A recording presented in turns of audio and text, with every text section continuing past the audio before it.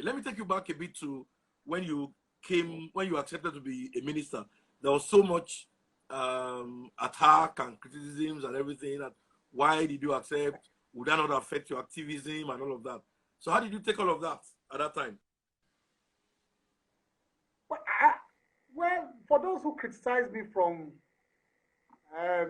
coming into government to serve, I think they are very myopic to the extent that they don't know the history of activism in Nigeria. Every single social activist, every single one of them in the history of Nigeria has attempted to get into public office. So it means that is the. Can you hear me? Yes. You said it has affected what?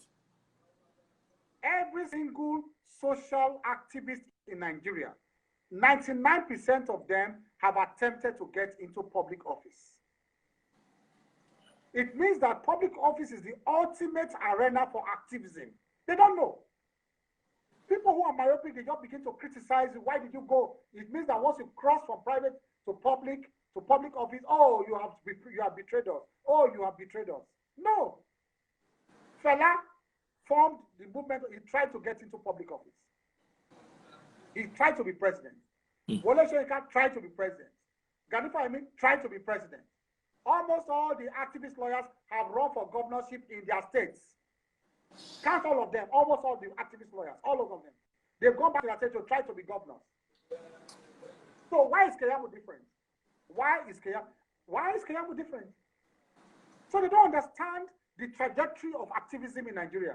The ultimate arena for activism is public office. That is where you display the ultimate love for the common man.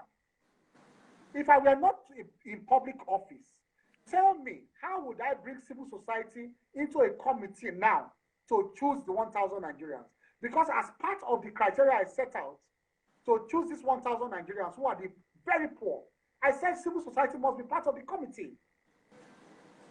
If I were not to be in government, if I were not to be here to fight and protect the poor, how would I do this program for the poor? How? Is it by shouting outside? So you can shout outside, you can be more active in government.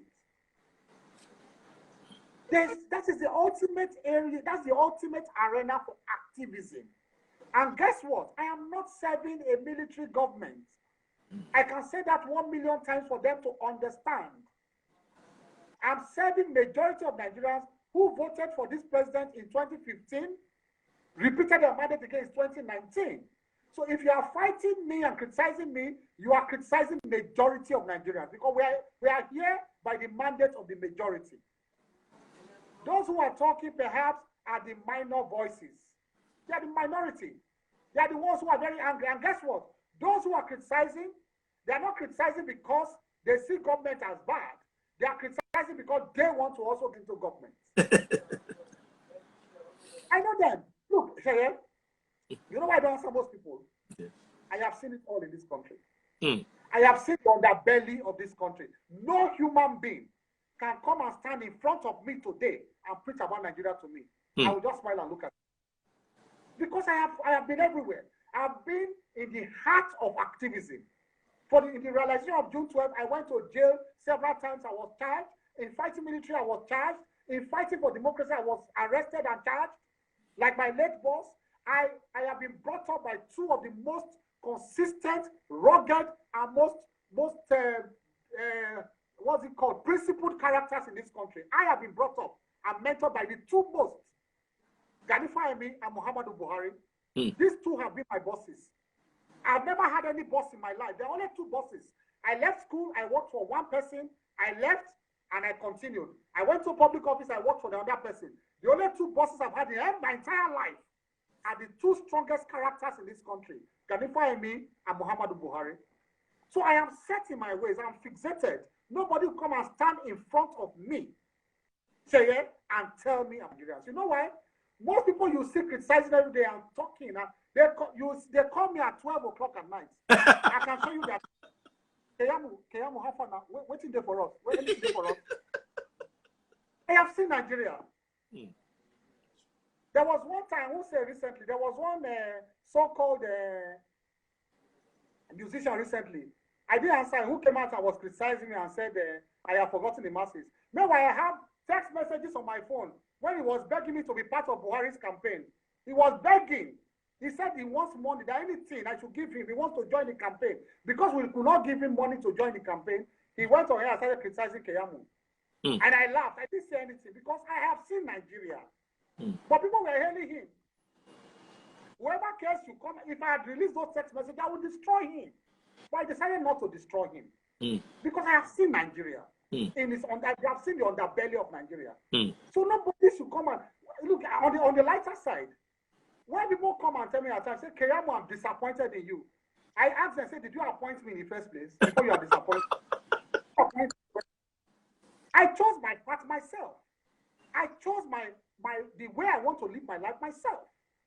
I decided at that time that this is the way I now want to go. So still pursue my dreams. If you look at my Senate clearance, during my Senate clearance, I said, you can change your strategy without changing your principle and your goal. You cannot change your strategy. If your goal continues to remain to fight for the poor and the masses, and you discover that, look, being outside government, you can shout for 10 years to achieve something. But in government, you can use 10 minutes to achieve that same thing you are shouting for 10 years to achieve outside government. That's true. I repeat, those criticizing this will take the roll call. Every single activist have sought to come into government. Only a few of us have succeeded. Only a few of us have succeeded. So why the criticism? I don't know. Tell us a bit about how the late Chief Gani Fayemi shaped you. Well, Gani was one of the greatest mentors ever that I ever had. And one of the greatest mentors you can ever have.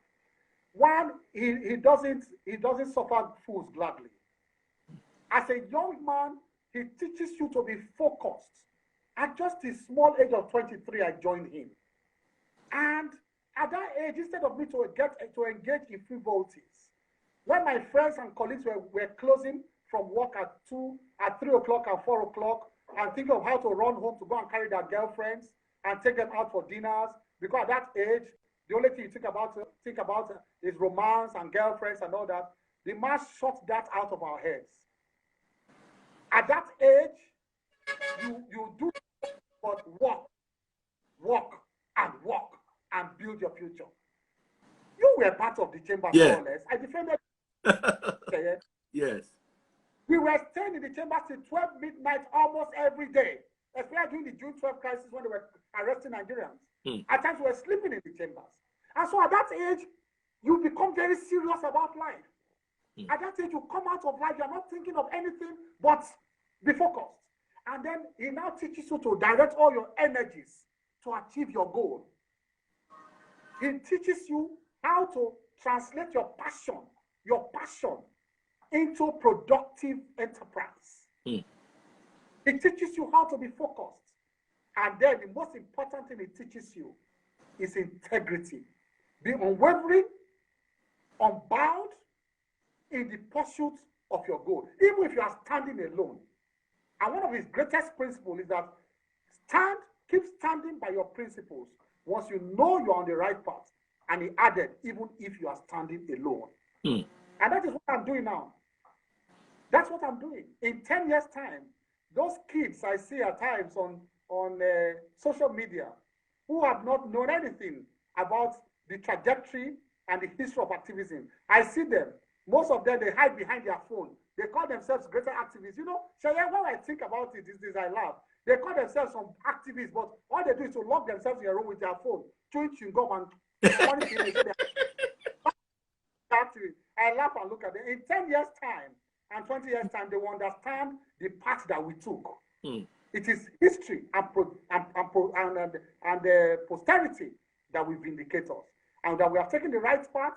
And my record, I'm prepared and determined to leave a record in public office that will speak for me, and that is what I'm determined to do.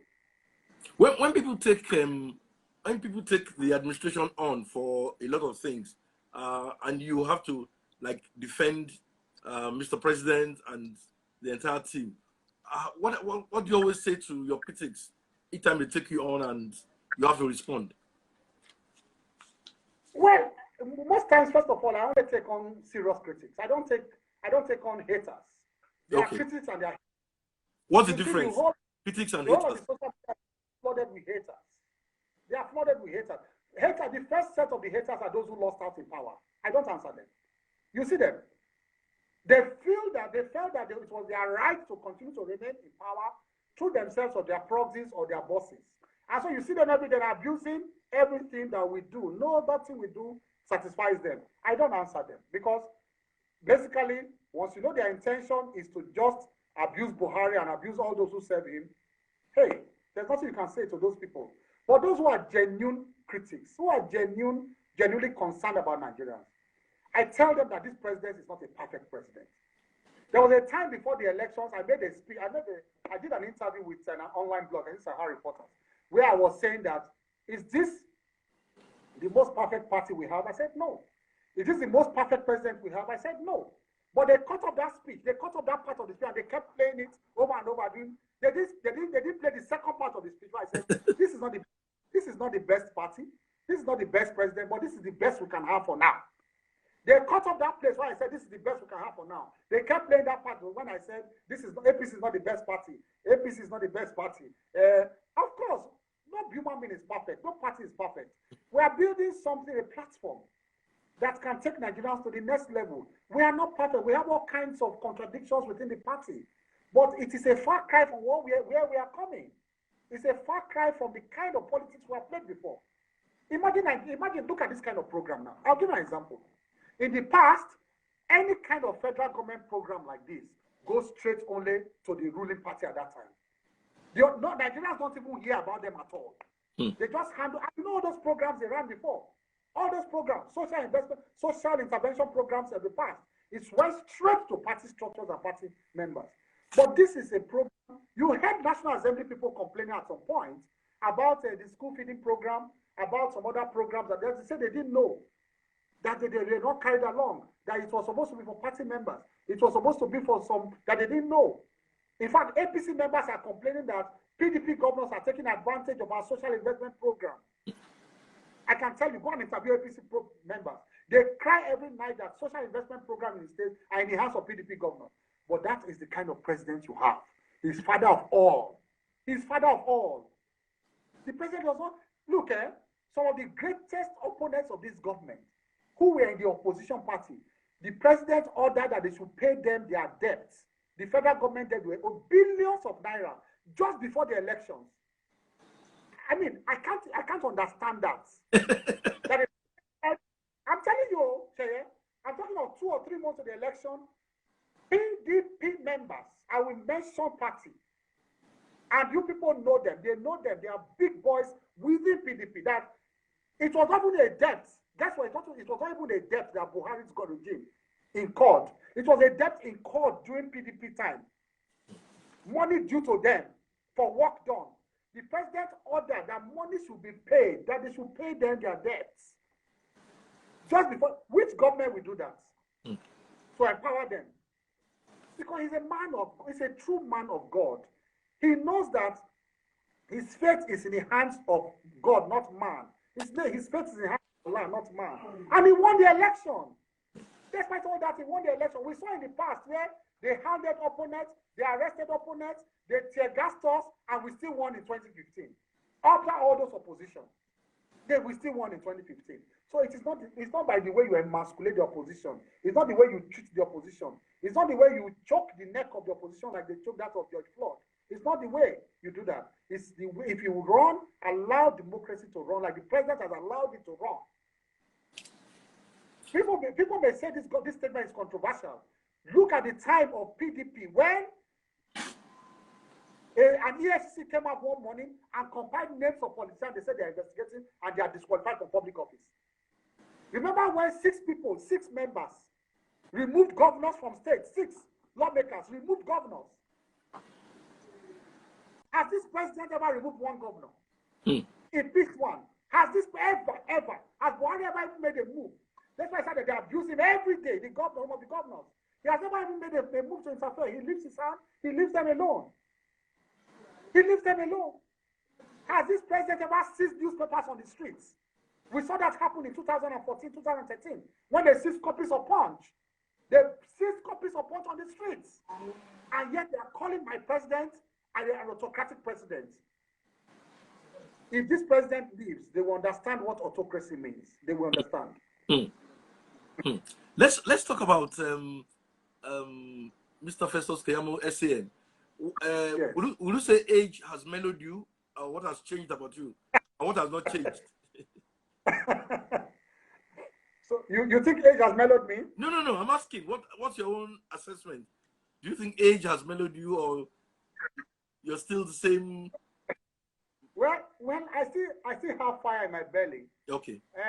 It's just that, like I said, I've decided to adopt a new strategy. Okay. And the new strategy is to be part of the decision-making process, so I can help my people. I don't want to lament and cry and shout till I enter my grave and go into my grave with frustrations that I could not even contribute to the process. And so I've decided that my focus remains to stand with the poor, to fight for the weak, to fight for the deprived. My focus remains that. Many people think, and wrongly too, that the moment you go into government, you have abandoned the masses. The only thing I did was to campaign for my president. If people saw that as betrayal, I'm sorry. They couldn't expect me to campaign for the other candidates. Yeah. And they couldn't expect me to be neutral in my own country. The people respect Gani Fawehinmi a lot. They praise him a lot. They stand by him a lot. Guess what? I'm doing exactly what he did too when he was alive. In 1985, 84, the whole of the lawyers in Nigeria abandoned Buhari because of his tribunals and his fight against corruption. There was only one lawyer in the entire country that stood by him. Who was that lawyer? You were there, Sheye. Yeah. Who was that lawyer? It was Gani Fawehinmi. The only lawyer that stood by Buhari in 1984, 85, the only lawyer, when the entire lawyers abandoned him, he stood by him and said that was how to fight corruption. Before Gani passed on, he raised the hand of Buhari and said, this is the only man I think can lead this country. Before he died, not even 84 now, we're talking of 2008, 2007, during the 2007 election, he raised the hand of Buhari that this is the only person that can rule Nigeria. I am doing exactly what my boss, who brought me up, did. So those who think they hate Buhari, they like Gani Fawehinmi, and they don't like what Gani Keyamo is doing, they are living a life of contradictions, and they don't understand their contradictions. They are confused. They are confused people.